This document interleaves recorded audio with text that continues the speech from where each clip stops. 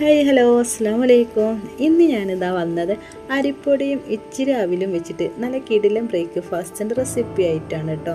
വളരെ എളുപ്പത്തിൽ ആർക്കും ഉണ്ടാക്കിയെടുക്കാൻ പറ്റിയ ഈ ബ്രേക്ക്ഫാസ്റ്റ് എല്ലാവർക്കും ഇഷ്ടപ്പെടും.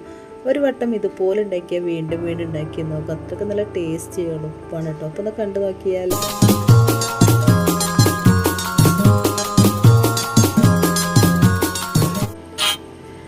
അപ്പോൾ അതാ അരിപ്പൊടിയും ഇച്ചിരി അവിലും കൊണ്ടുള്ള ഈ ഒരു കിടിലൻ ബ്രേക്ക്ഫാസ്റ്റ് റെസിപ്പി ഉണ്ടാക്കിയെടുക്കാൻ വേണ്ടിയിട്ട് ഞാനിതാ 2 ഗ്ലാസ് അരിപ്പൊടിയാണ് എടുത്തത്.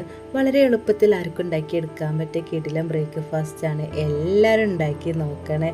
ഇതിലേക്ക് ഞാനിതാ 1.5 തവി അവിലാണ് ഇട്ട് കൊടുക്കുന്നത്. ഇങ്ങനെ നമ്മൾ ഈ ഒരു മാവ് ഉണ്ടാക്കിയെടുക്കുകയാണെങ്കിൽ ഉഴുന്നോ ഉലുവയോ ഒന്നും നമുക്ക് ആവശ്യമില്ല കേട്ടോ.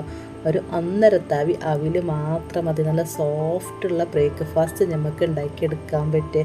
ഇതുപോലെ അങ്ങോട്ട് മിക്സ് ചെയ്ത് കൊടുത്തതിന് ശേഷം ഞാൻ ഇതിലേക്ക് 1 തവി ചോറാണ് ഇട്ട് കൊടുക്കുന്നത്. നിങ്ങളെ കയ്യിൽ ബാക്കി വന്ന ചോറുണ്ടെങ്കിൽ അതിൽ നിന്നായാലും മതി കേട്ടോ. നിങ്ങളെ കയ്യിൽ ഏതാ ചോറുള്ള അതിൽ നിന്ന് 1 തവി ചോറ് ഇതുപോലെ ഇട്ട് കൊടുത്തതിന് ശേഷം ജസ്റ്റ് ഒന്നങ്ങോട്ട് മിക്സ് ചെയ്ത് കൊടുക്കുകയാണ്.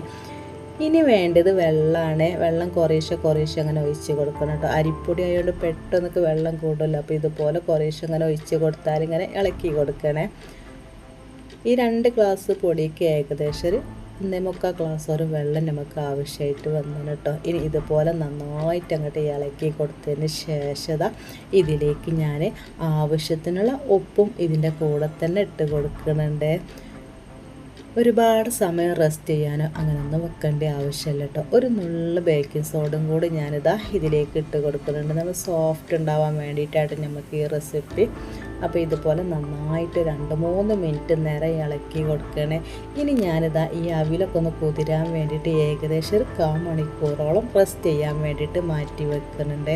1/4 മണിക്കൂറിന് ശേഷമാണ് നമ്മളത് അരക്കേണ്ടത്. അതുവരെ നമ്മൾ മൂടി വെക്കണേ. അപ്പോൾ നമുക്ക് ആ ഒരു സോഫ്റ്റ് തന്നെ കിട്ടുള്ളൂ. അങ്ങനെ 1/4 മണിക്കൂറിന് ശേഷം നമ്മളെ ഈ ഒരു അരിപ്പൊടി അവിലൊക്കെ നന്നായിട്ട് കുതിർന്ന് കണ്ടില്ലേ. ഈ ഒരു കട്ടിയിലാട്ട് ഈ മാവ് നമുക്ക് കിട്ടേണ്ടത്. ഇതിലേക്ക് നമ്മൾ വെള്ളമൊന്നും ഒഴിച്ച് കൊടുക്കരുത്. ഇനി ഞാനിതാ ഒരു മിക്സിൻ്റെ ജാറെടുത്തിന് അതിക്ക് ഈ ഒരു മാവ് ഫുൾ അങ്ങോട്ട് ഒഴിച്ച് കൊടുക്കുകയാണ്. ഇനി ഇതിലേക്ക് ഞാനിതാ 3 സ്പൂൺ തേങ്ങ ഇട്ട് കൊടുക്കണം കേട്ടോ. എല്ലാവർക്കും ഇഷ്ടപ്പെടെ ഒരുപാട് സമയം നമ്മൾ അരച്ചിട്ട് റെസ്റ്റ് ചെയ്യാൻ അങ്ങനെയൊന്നും വെക്കേണ്ട ആവശ്യമില്ല കേട്ടോ. ഇനി നിങ്ങളെ കയ്യിൽ പിന്നെ അപ്പകാരമില്ലെങ്കിൽ ഈസ്റ്റ് ഇട്ട് കൊടുത്താലും മതി. നല്ല ഇൻസ്റ്റൻറ്റ് ഈസ്റ്റ് തന്നെ ആവണം കേട്ടോ. അങ്ങനെ ഇതാ തേങ്ങ ഇട്ട് കൊടുത്തതിന് ശേഷം ഞാനിതാ നന്നായിട്ട് ഇങ്ങോട്ട് അരച്ചെടുക്കുകയാണ്. അരച്ചെടുത്തതിന് ശേഷം ഈ ഒരു പാത്രത്തിലേക്ക് ഒഴിച്ച് കൊടുക്കുകയാണ് കേട്ടോ. ഏകദേശം 2-3 മണിക്കൂർ നമ്മൾ റെസ്റ്റ് ചെയ്യാൻ വേണ്ടിയിട്ട് മാറ്റി വെക്കണേ. തലേന്ന് രാത്രിയൊക്കെ അരച്ച് വെക്കുകയാണെങ്കിൽ പിറ്റേന്ന് രാവിലെ ആയാലും ചുട്ടാൽ മതി കേട്ടോ. ഈസ്റ്റ് ഇട്ട് കൊടുക്കുകയാണെങ്കിൽ നമുക്ക് വെറും 1/2 മണിക്കൂറോ 1 മണിക്കൂറോ മാത്രം റെസ്റ്റ് ചെയ്യാൻ വേണ്ടിയിട്ട് മാറ്റി വെച്ചാൽ മതി. ഞാൻ കുറച്ച് സോഡക്കാരാണ് ഇട്ട് കൊടുത്തത്. അവർ ബബിൾസൊക്കെ ഉണ്ടാവാൻ വേണ്ടിയിട്ട് ഏകദേശം 3 മണിക്കൂറോളം ഞാനിതാ റെസ്റ്റ് ചെയ്യാൻ വേണ്ടിയിട്ട് മാറ്റി വെക്കുകയാണ്. അങ്ങനെ ഇതാ 3 മണിക്കൂറിന് ശേഷം നമ്മൾ ഈ ഒരു മാവ് നന്നായിട്ട് ഇങ്ങോട്ട് നല്ല സോഫ്റ്റായിട്ട് തന്നെ കിട്ടിയെന്ന് കിട്ടും. അപ്പോൾ എല്ലാവരും ഇതുപോലെ അവിൽ വെച്ചിട്ട് ഇതുപോലെ മാവ് ഉണ്ടാക്കി നോക്കേണ്ട എളുപ്പമാണ്. നമ്മൾ രാത്രി കരച്ച് വെക്കുകയാണെങ്കിൽ രാവിലെ നമുക്ക് ഇങ്ങനെ ഉണ്ടാക്കി ചുട്ടെടുക്കാൻ പറ്റും കേട്ടോ. ഇനി ഞാൻ പാലപ്പച്ചട്ടി അടുപ്പത്ത് വെച്ചിന് അതിലേക്ക് 1 തവി മാവ് ഒഴിച്ച് കൊടുത്തിന്. ബബിൾസ് വന്നതിന് ശേഷം ഒന്നങ്ങോട്ട് മൂടി വെക്കാൻ കേട്ടോ. 3 രീതിയിൽ ഈ ഒരു ബ്രേക്ക്ഫാസ്റ്റ് ഞാനിതാ ഈ ഒരു മാവ് കൊണ്ട് തന്നെ ഉണ്ടാക്കിയെടുക്കുന്നുണ്ട്. അപ്പോൾ ഇതാ കണ്ടില്ലേ, നല്ല സോഫ്റ്റുള്ള പാലപ്പാണ് കേട്ടോ.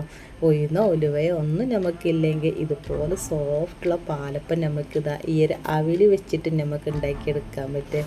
ഈ ഒരു അവിലും പിന്നെ അതെല്ലാം ഈ ഒരു അരിപ്പൊടി മാത്രം മതിയിട്ട് നമുക്ക് ഈ ഒരു സോഫ്റ്റുള്ള പാലപ്പം ഉണ്ടാക്കിയെടുക്കാൻ. അങ്ങനെ നന്നായിട്ട് മൊരിഞ്ഞ് കിട്ടിന് കേട്ടോ. നിങ്ങൾക്ക് കുറച്ചും കൂടി മൊരിച്ചിലൊക്കെ വേണമെന്നുണ്ടെങ്കിൽ 1 സ്പൂൺ പഞ്ചസാര ഈ ഒരു മാവിലേക്ക് ചേർത്ത് കൊടുത്താൽ മതി. ഈ ഒരു മാവ് കൊണ്ട് ഞാനിതാ മസാല ദോശ ഉണ്ടാക്കുമല്ലോ, ആ ഒരു ദോശയും കൂടി ഉണ്ടാക്കിയെടുക്കാൻ കേട്ടോ. ഈ ഒരു സമയത്ത് നമ്മൾ തീ നന്നായിട്ട് കുറച്ച് കൊടുക്കണേ.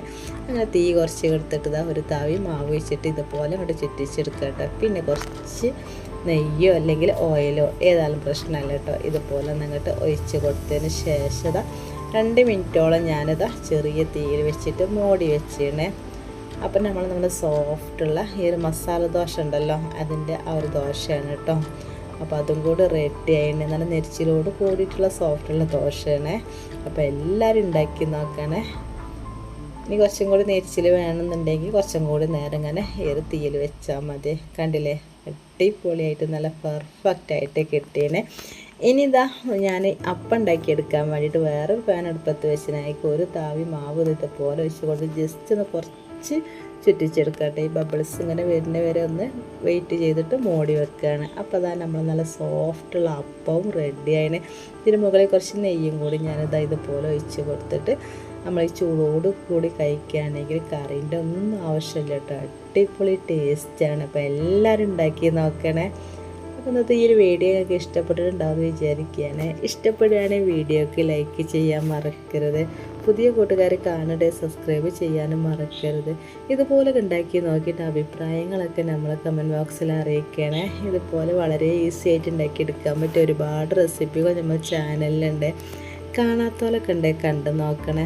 നല്ല സോഫ്റ്റുള്ള പാലപ്പം, നല്ല സോഫ്റ്റുള്ള അപ്പമൊക്കെ നമുക്കിതാ ഈ ഒരു മാവ് വെച്ചിട്ട് ഉണ്ടാക്കിയെടുക്കാൻ പറ്റും. എല്ലാവരും ഉണ്ടാക്കി നോക്കണം കേട്ടോ. അപ്പോൾ ഇന്നത്തെ വീഡിയോ അത്ര തന്നെ ഉള്ളേ. അപ്പോൾ ഇൻഷാ അല്ലാഹ് ഇതുപോലത്തെ നല്ല നല്ല റെസിപ്പികളൊക്കെ ആയിട്ട് ഇനിയും വരാം. അതുവരെ എല്ലാവരോടും അസ്സലാമു അലൈക്കും.